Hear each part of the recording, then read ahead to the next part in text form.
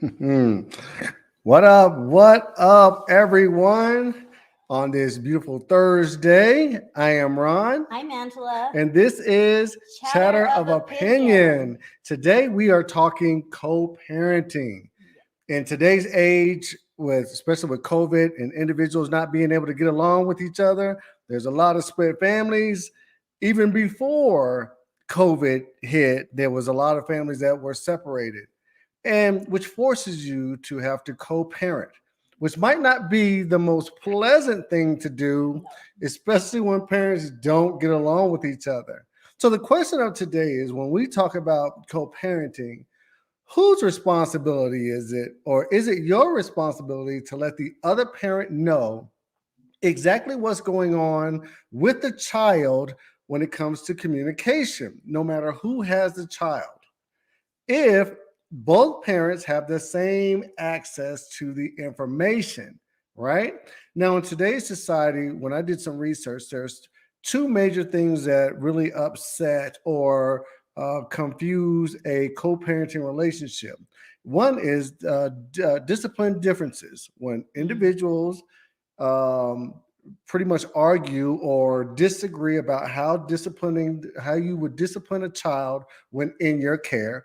And the other one would be communication, which is unclear or inconsistent communication. In this case, we're talking about communication when you have access to all the information, but you decide, or you don't decide Right. to communicate with your, I guess, your partner or your previous partner, or the mother or father of your Of your child. child, Right. yes. Yeah. So I will start off by saying there's a lot of information out now when it comes to children, because they're involved in sports, they're involved in school, medical, Right. hospital stuff like that. Whose responsibility is it to communicate that information, or is it anyone's responsibility? Is it just a free for all? Well, maybe let's start with the scenario, Okay, right? So, co parenting, you co-parenting. one parent has the child most often. Okay, The other parent is what? What are we going to say? Semi involved, all the way involved, they just live with the other parent. Let's say partially involved. okay, Okay. And I don't know, let's say that the parent who has the child most of the time has provided the resources hmm, to the other parent to get school schedules. They added that parent's email to the school. I don't know if you'd call it a roster, like in an emergency or your kid missed school today. okay. They get notified. They've provided all that information to include the other parent. Sports, I've provided the schedule of the season to that parent. Isn't that all that I'm responsible to do? Not necessarily true, because Okay. if you have the child the majority of the time, Mm-hmm. right? And let's say you set the child up for school. Let's say you register the child for school. Yes. In some cases, they only allow one parent as the primary I and another disagree. parent Primary, as yes. the Okay. alternate. So they ain't got time to be communicating with the No. mama, the father, the grandmama, the whole nine. No. Okay, from experience, the schools locally, Okay. they yes have a primary and a secondary, but everyone you provide on there does get notified. But then when you go register the kid, Mm-hmm. who sets that up though? Whoever the parent said, it doesn't matter who sets it up. It is. I agree that it is that parent's responsibility to include the other parent, whether it's the required email, phone number, so that they get the same notifications. Right. Because I am not going to notify you on So certain things because you have that ability to get the same notifications that I'm getting. so let's make it clear with the schooling, when you go register the child, Yes. right? It's your responsibility to add my information Yes, I agree. to the registration Yes. as a secondary Totally agree. means of communication. Correct. Okay. Well, let's say it gets a little more difficult when you don't have the option to add someone to it. But again, I'm only going based off of experience, and the way that I feel society is now, there has to at least be two. Well, I'm thinking the way the society is now, two people need to be communicating, and you need to communicate. No. The person that has the child, the majority of the time, needs to communicate with the other person on what's going on with the child, Okay, no so matter maybe if I this is- have the information This or is the not. first chime in that I want you guys to respond. Letting you, like, if you have firsthand experience with schools, do the school programs or registrations allow more than one contact?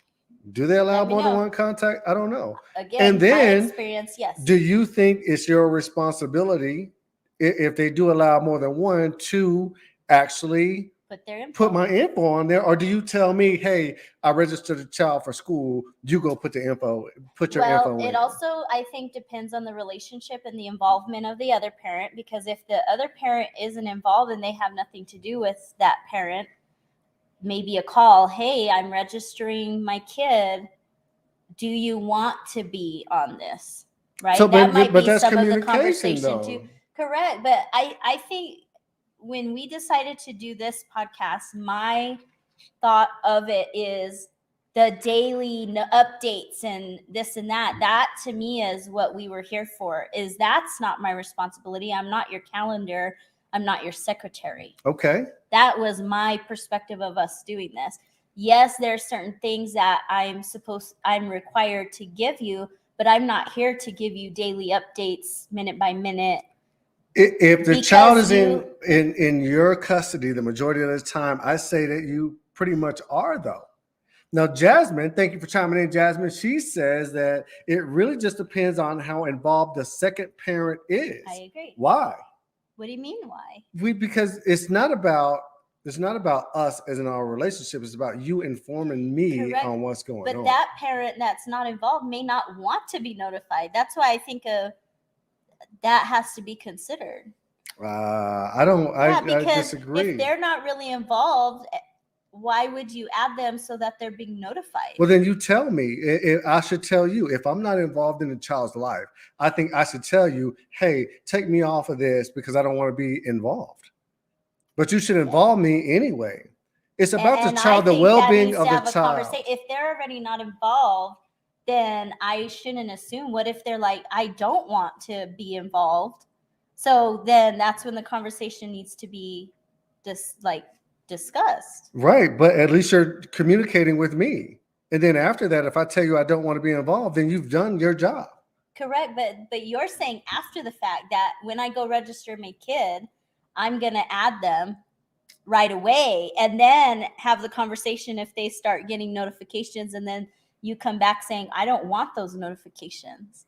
The conversation should happen before and say, I'm registering little Timmy. Do you want to be added so you get the same notifications I do? I think you should involve me until I tell you that I don't want to be involved. Like Jasmine says that I guess the person that she's with don't check in on the child at all. But initially, I think it's her responsibility to add the individual onto the information. What he does with it, that's on him. Has nothing to do with her being a secretary or not. She's given him the opportunity to be a parent. By me conversating and calling you to tell you this is what's going on, at that time is when you have the opportunity to say yes or no. Okay. E-Ride says, nope, not your secretary. Thank you. No. Thank you. Yes. I think I that agree. If you have the child the majority of the time, it is your responsibility to inform the other parent, regardless on what's going on, unless he or she says that they do not want to be involved. It's your responsibility to let that person know what's going on, or give them the tools. Because just because you have access to a cell phone or you have access to email, don't mean everyone does. Again, it's communication up front. My job is up front to get the information because I am the parent who registered them from school Okay. or sports or whatever. Up front, I'm the one with that knowledge. But once I pass that knowledge on to you and you have the same access that I would have to get the updates, Okay.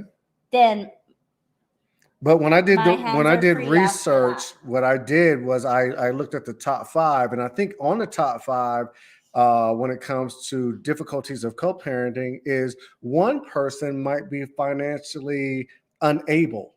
So if Okay. I'm unable to have, like, let's say the internet to check emails, or I'm unable to have like a cell phone, isn't it your responsibility to find a way to communicate with me what's going on with the child? It's different. I mean, that circumstance is a circumstance. It's a specific situation.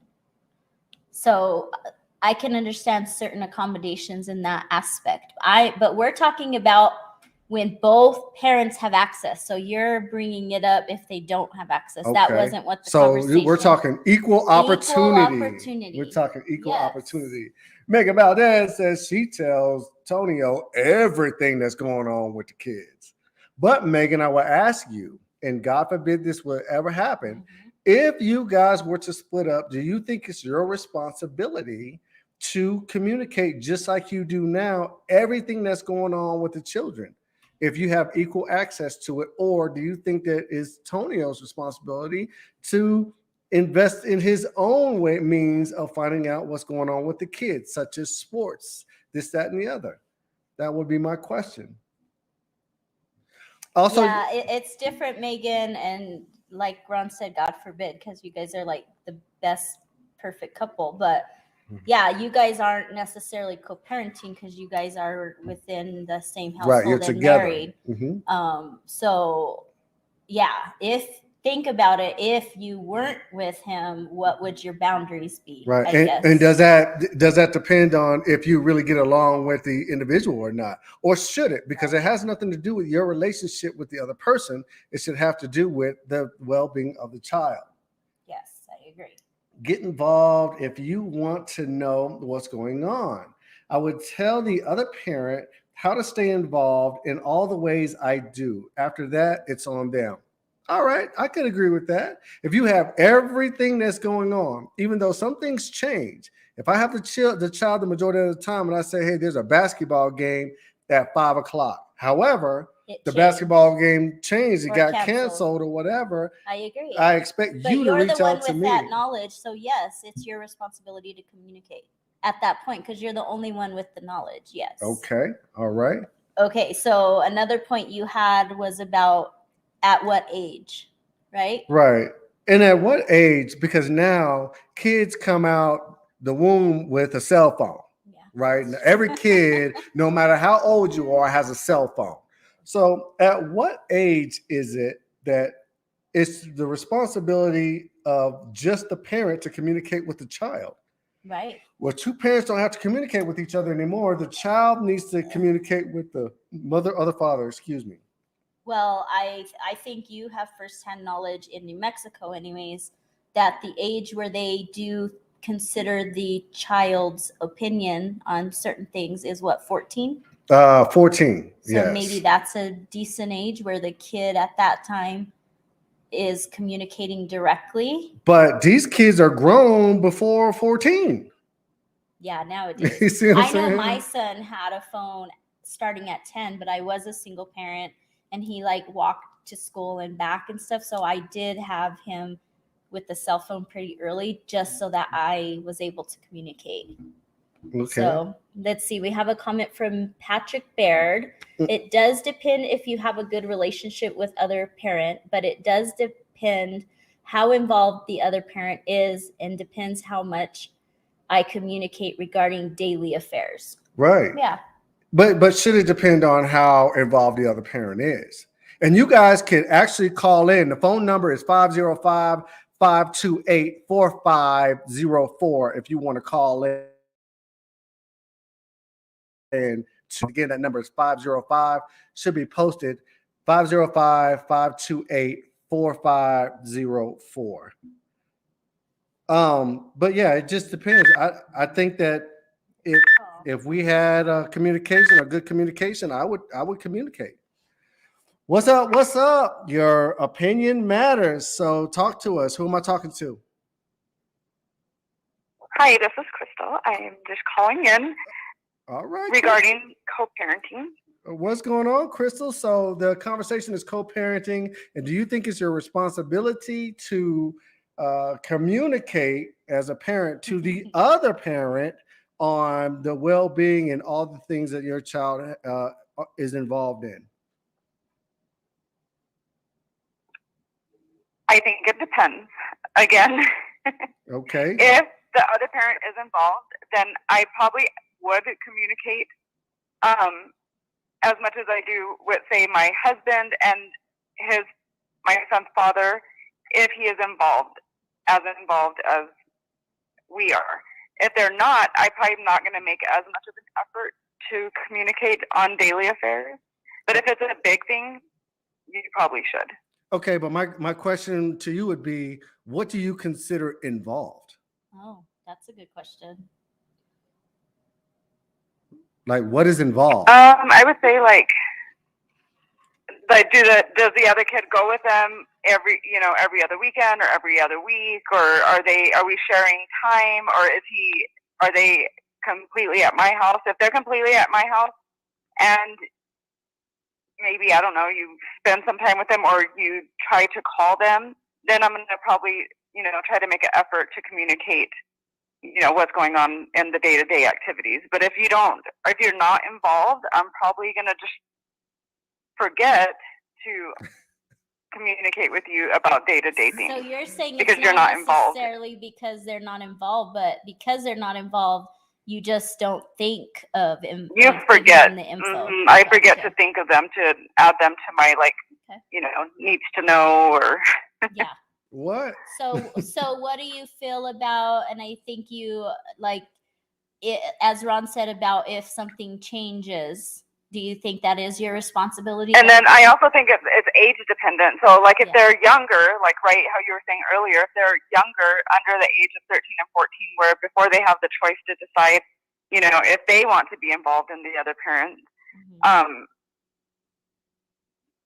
then you might have to update them, because they can't maybe directly communicate with that child because they may not have a cell phone, because they're younger. So then you might have to actively communicate with them more, because they can't communicate with the child. But once a child gets like of a certain age and they do have a cell phone, then I feel like it's up to the parent to be communicating with the child regarding day-to-day things. And then if something big comes up, then me as a parent will contact you to let you know, A, B, and C. Right. I think with age 2 comes maturity, right? Because if you have a 10-year-old and that child normally does interact or communicate with the other parent, but they aren't very good at either remembering, like, oh, mom, I had a game on this day, but they changed it, or whatever, right? So I think that also has to be considered if they're responsible and mature enough to communicate that information. Right, because I that kids only give half the information when it comes to passing on information, period. So that could be a little difficult when it comes to communicating with the child. So the child has to be a little mature to pass on that information. Right. Yes, I completely agree with that, because my son now is a freshman and he started playing sports in high school, and the coaches, for example, told us that now they're young adults, and so the coaches are going to communicate directly with your child, and there will be no communication between the coaches and the parents. And so it's up to the child to communicate to the parent. The other, right? They're kind of like the other parent. But at that point, you're if not there's even something getting important the information going on. At that point, you're not even getting the information. Your son is, so it's his responsibility to get it to both you and the other parent, right? Mm-hmm. Yeah, that's so. I think it just really depends on the age. So, like if they're younger, they don't have a cell phone, and you do have more access to, like, say their school stuff, or when parent-teacher conferences are. And I actually will admit that I was probably bad at doing that because of the involvement of the other parent. Mhm. That say when a parent-teacher conference was going to come up, or I would forget to contact the other parent because of their lack of involvement. And then they also, like Angela was saying, would receive those emails and phone calls and things as same as I did, but yet it was my fault that I didn't contact them regarding the parent-teacher conference when they got the same email as I did. Now, I would agree with you on that. I don't think that's right. If they receive the same email, you don't necessarily have to reach out to them. But if they tell your son or your daughter that a parent-teacher conference is Friday and they don't communicate with you guys through email, I would expect you to reach out to the father to say, hey, did the son tell you that there's a parent-teacher conference on Friday at 10 o'clock? Mm-hmm. Are you going or not? Yeah. But yeah. So I will say I have been guilty of that. And then one also recent thing that had come up was an active shooter drill where there was like police and, helicopters, and I didn't contact his father because I didn't think of it, And so that was one instance where maybe I should have contacted his father and didn't think of it because of the involvement. Now, in that case, did the father contact you? So there are some instances, like in an emergency, where you should contact the other parent. Did he contact you though after you found out about the active shooter incident? Yes, he contacted me because he had saw it on the news, and he was wondering like why he didn't get contacted about which I'm saying he gets the emails and stuff, so I'm not sure if he got an email. I'm not sure, but he didn't hear about it till he saw the news, so he was wondering why he didn't get contacted. Oh yeah, because maybe he's just like me, because I never check my emails. My emails are backed up, and I'll tell you what, I got thousands of emails I don't check. That's true. Yeah, maybe he did get an email. So it could be that, Yeah. But I do take responsibility that maybe I should have contacted him regarding that.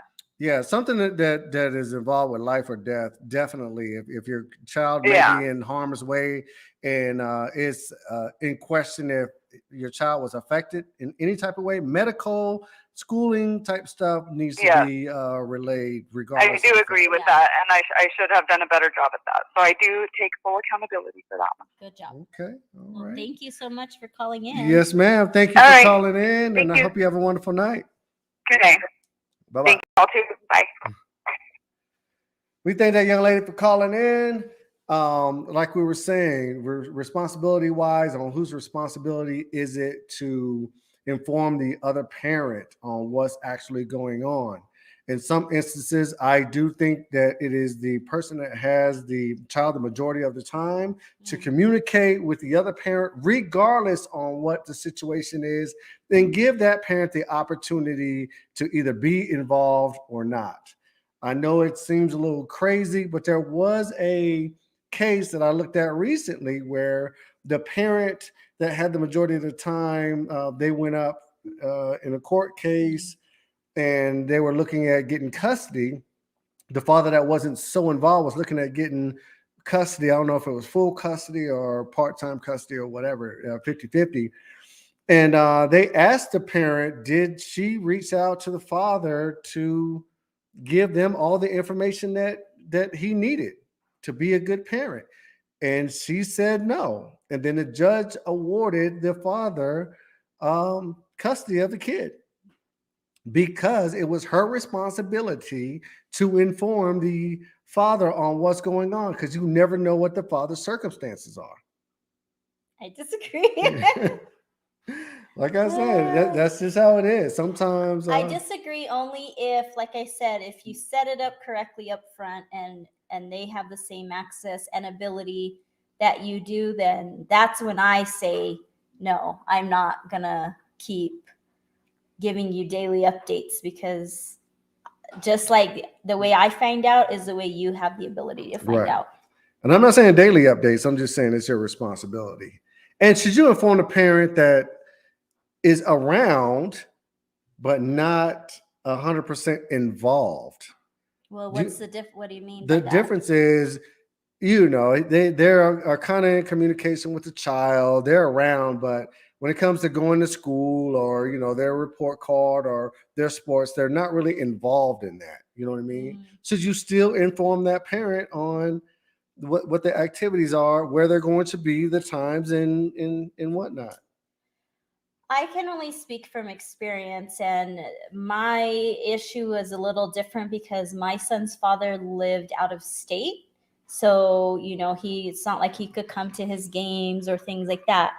What was funny though is I did always include him in, the school stuff. Like he got the same email. I added his email and phone number for registration. Mm-hmm. So he got the same access as I did. And funny story is when my son started getting older and him and I were kind of butting heads because my expectations were not his expectations on what he was required to do, right? And so that little brat had the nerve to take me off of his registration stuff. So I stopped getting notifications. But because he took me off, his dad started getting all the notifications, which at that time he was like missing a lot of school. And so his dad contacted me like, why is my son, missing like 4 days this week of school? So it kind of like, what is it? Kicked him in the butt. Backfired It on him or backfired on whatever. him. But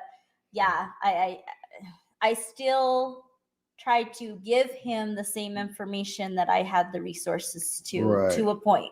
And I think when I went through the co-parenting thing, we actually communicated with each other. Like, this is what's going on. Plus, she was a little older, so we actually communicated with her, and she let us know exactly. Each parent know exactly what was going on, and we decided from there how involved we were going to be. But I feel like your daughter was a little more mature at that age, whereas like my nephew, he's just not as communicative, right? So your daughter was probably better at letting you guys know what the other said, or communication from her school or her sports, because I believe she was in volleyball and stuff, right? And band and everything, So choir. And I think that's part of that maturity, because I feel like my nephew, I just don't know if, even if his intent is to communicate, I don't think he listens well enough to get all the appropriate information. Because you don't want it. You don't need to get all the information. You just need to tell half the story. And then that's when the parents get involved and be like, what? Well, you got to do it when? And 9 times out of 10, it's at that moment. Yeah, but that's another issue that can arise, is because if the parents are already kind of battling, and then there's missing information, the parent who's maybe not involved may then blame the other parent. But that's what I'm saying. There shouldn't be a blame game when it comes to the child. The well-being of the child is what's important. I should be able to talk to you. I don't have to hold a serious conversation with you. I don't have to ask you how your day was going. I just need to say, hey, such and such has a basketball game at 5:00 at Volcano Vista, or on Friday at 10:30 we have a parent-teacher conference. Either you communicate with the school and you have your own conference with them, or show up at 10:30. Only if he does not have the same, or they don't have the same notification. I'm telling you, because did anyone respond about their knowledge of the school system, and if there was more than one like contact that they could add? No, but I did have a conversation earlier with a coworker, Mr. Erod, and he did say you can add more than one person as far as getting the notifications. Right. So, but like I said, it's up to the person that either registers the child or the other person to reach out to the school to say, add me as a person on the contact list. But at what point, like I said, if you have the schedule, I'm sorry, but we're co-parenting for a reason. So the less communication I have to have with you, the better. Like, what point is it your responsibility as a parent to take ownership of the things that you know what I mean? Like, if you know that I signed our kid up for school, or I mean for sports, and you had that knowledge, and then you're like, you know what, the season should have started. Let me contact them Okay. to say, where's the schedule, where's this, instead of being like, well, you never sent me. Like, Well, some of it is, but I know if you have the child, you have the schedule. I So why hear don't you but just at shoot the some schedule to point, me just real like quick? you're making it my responsibility, at what point is it your responsibility to say, hey, I know little JoJo started basketball. Can I get the schedule? You didn't provide it to me. Right. You know what I'm saying? Like, at what point do you take ownership of your involvement, not just rely on me? Right. Well, it is the point and where you are involved in the child's life. Period. You need to reach out to see what information that you can get, no matter if the other person has it or not. And we're communicating right now and holding this podcast as if the two parents don't really get along. But there's a lot Yeah. of people that co-parent that actually do get along with each other, that communicate well. You see what I'm saying? But I think, like, Crystal gave a good example. I think in general, her and her son's father, they get along decently well. So there's not really like beef there, but it's just habit that at one point or another you weren't as involved, and so I didn't have to have that communication. So now it's like, so now you're habit. gonna forget to And tell me some things. Right. It's just habit. Not to say that it's right, but I could see it happening. Right. I can see that even too. if it wasn't intentional. I can see that too. Yeah. Well, the bottom line to this conversation is communication.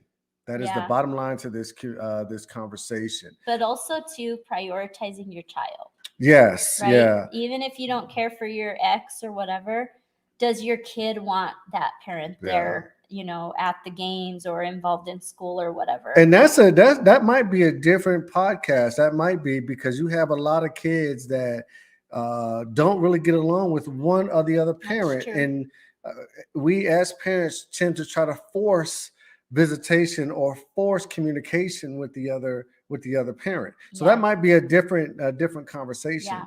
But in this conversation, we're talking about communication and responsibilities of co-parenting. It can be very difficult nowadays, or it can be really easy because the child, like I said, once they drop out of the womb, they got a cell phone. So the communication should always be there. The deal is, it's up to you as parents to, like Angela said, prioritize the child. Whatever you have that is the difference between you and the person that you chose to have a child with, you got to hash that out and do not have false or mixed communication with the person that wants the information. Yeah. Put it out there. If you have information that the other person needs to know, let them know. Either give it to them or let them know where they can find or sign up for the information. Yes.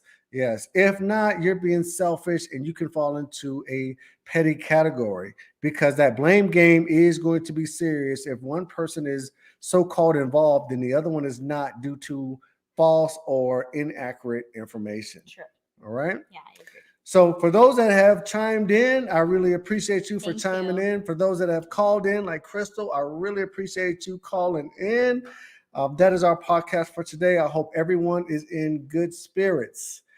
Weekend is coming up pretty soon, so you guys make sure you take care of yourself. I see a lot of bad weather going around. There was snow in California, tornadoes in Texas.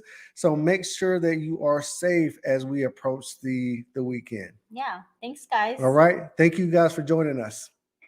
Stay tuned for our next episode. I don't know what it is yet, but we will post it pretty soon. But thank you guys for all of your support.